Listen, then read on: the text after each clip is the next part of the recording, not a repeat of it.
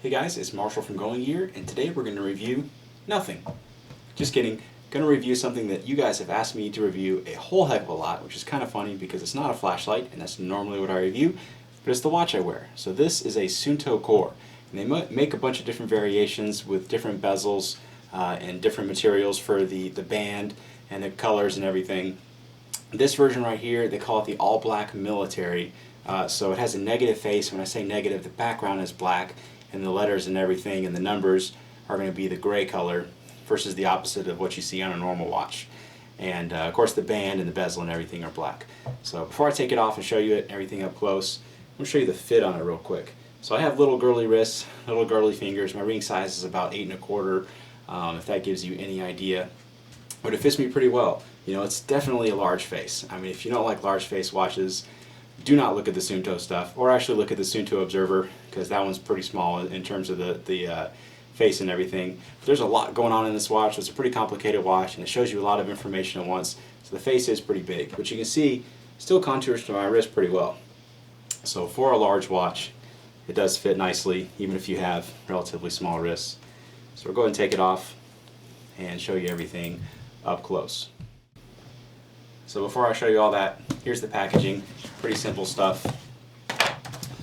Nice box that it comes in, so if you're giving it as a gift, definitely has a nice presentation look to it.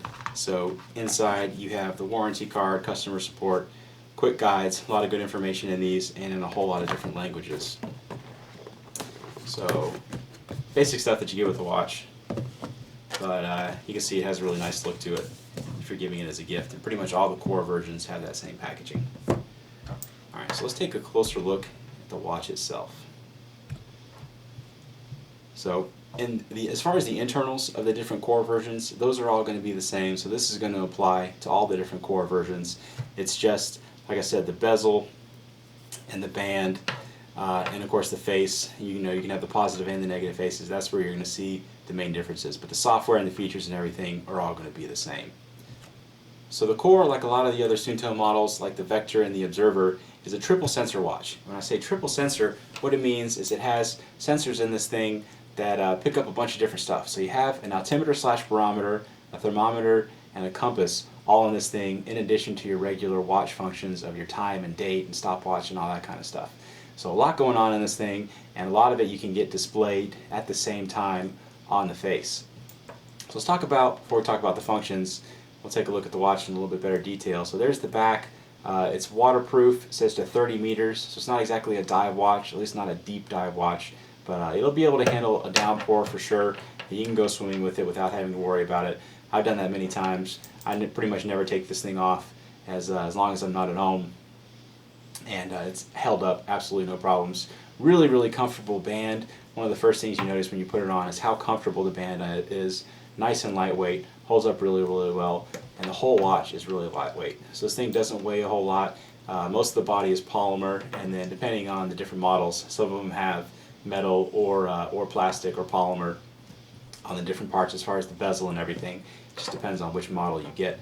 But really lightweight, really comfortable, but still durable. So 2 buttons on the left, 3 buttons on the right. If you look at the instruction manual, which is super thick, you can download it from Suunto.com. It comes with a quick guide, but it can be really, really intimidating, all the different functions and features of this thing. But hopefully I'll help clear up a lot of that, because once you figure out what the buttons do, it makes using this thing a lot easier. So in general, this button up here, this is going to be start and stop, like for your stopwatch. It's also going to exit out of the menus. This one right here is going to change what this little display down here does. And it's also going to be back in the menus. These are going to be up and down in the menus, and they also do some other stuff. This one is your lock button, and it also turns the backlight on when you hit it. Definitely useful to know. And this one right here is going to switch modes and also go into your setup. So once you figure out the basic functions of it, when you get into a menu, it makes it a lot easier to use. So let's talk about the different buttons real quick. We're going to start with this one down here. So we're in the main screen. It's actually going to show you your time. And you see this little line down here? I've got the day and the date. So if you're ever wondering when I did this video, it's Tuesday, July 24th at 2:08. You can change what that says. So it'll go into seconds, that is going to be your dual time. So you can set it up to be a different time. Right now I have it set up to be, I guess, just 12 hours off, so we'll say that's Beijing time. And this is actually sunrise and sunset, and when you go into the setup, you can set it up for a whole lot of different areas. So chances are you'll be able to find a city that's close to you. I have it set up for the Atlanta sunrise and sunset. So pretty cool feature that you can have that in there. This is going to be your stopwatch, and to get into the stopwatch modes, this right here is the start and the stop, and the button up here, press and hold that and it'll reset it. And there you have a countdown, so you can set up a countdown thing where it's going to beep at you after about 5 minutes, or after 5 minutes exactly, not about, and you can turn everything off if you want. But I usually use it on the day and the date because I find myself using that more than anything else. The other things that you have on here, so you have little indicators showing you which mode you're in, although it usually is pretty obvious. So you have time, altimeter and barometer, and compass. And the other stuff, of course, you got the time right there. You have a second hand that ticks around. You can see it going down there. So that's your second hand. And then up here is going to be your weather indicator. So that's going to show you how the air pressure is going. So you have two lines on there. So you have a line and then an arrow, and it's going to show you your previous history of what the air pressure is, so you can see what the trends are. And this auto right here is showing that it's in auto between the altimeter and barometer, because you can set it up to have a bias towards the altimeter or towards the barometer, depending on what you're doing. So different modes. That's going to be the center button right here. So we're going to hit that, and it's going to go over to the altimeter and barometer. And since I am up in the Smokies right now, it's like, dude, you are not where you normally are. It's going to ask you to set the reference, but we're going to say no. We're just going to say that I'm still where I normally am. And it's kind of cool. So you can see the current air pressure, or you can set this to be the current altitude. And this down here is going to be the graph of what the different air pressures or altitudes you've gone through. And you can see you've got the different logs that you can access, reference of what the current altitude is. So right now it thinks I'm at 2238 feet. I have no idea what it actually is. I probably should look at a topographical map. One quick note on this, you definitely want to set your reference for your air pressure or your altitude before you start a trip, because it's going to assume that you're always in the same place. So before you start a trip, definitely reset that for one or the other, and you'll be a lot better off in terms of the accuracy of this thing. But you can see the different things you can cycle through. You've got the thermometer on there. It's probably not that hot right now. You need to have it off your wrist for a while for that to be accurate. So if you want it to be accurate, usually I'll just hang it from my pack strap. But right now it says it's 83 degrees. It's probably actually about 72 in here, because we're in a nice air-conditioned cabin. But so, like I said, this button down here, bottom left, one of the most useful ones, because you can cycle through all the different information screens on the three different modes. And the last mode you have there is going to be your compass. So you can calibrate it to be nice and accurate. It's kind of going all over the place because I was messing around with this earlier and taking the battery out, and I think I messed up the calibration of the compass. But once you get it calibrated, it'll be nice and accurate, and it's really easy to do. All you have to do is rotate it around really slowly a bunch of times. But it gives you the actual degrees, and then it gives you the cardinal direction, and you can use this as a regular compass. It's generally just going to point you in the right direction. It's not going to be some super accurate thing where you can use it for map orienteering, but it's nice to know, general direction of where you're going. So we'll get back over into the time and show you the other things that you got on here. So like I said, down here, press that, and it's going to have the backlight. And it's not a super bright backlight, but it's very, very useful in the dark. It's the perfect amount of light to where it's not blinding you, but it also lights everything up really, really well. So you can see, even in full light, it actually helps light everything up. I probably should just keep that on because of the negative face. It's supposed to be less reflective and everything, but one of the things is it's just not as easy to read as the positive face, but it looks cool. Alright, let's talk about the menu, which can, like I said, be really intimidating, but once you figure out what all the buttons do, it's really easy to navigate around in there. So, press and hold that center button, and you'll see a ring go around there, and you are into your menu. Up and down, backs you all the way out. So let's go into the memory first. So you've got a few different things in here. You have the altimeter, barometer. So you go into that and you can see where you were at the different times. And you have your logbook, which I really like because you can go in and take a look at your logs. And you can see your altitude change or your barometer change, air pressure, and you can see what the peak was at that time.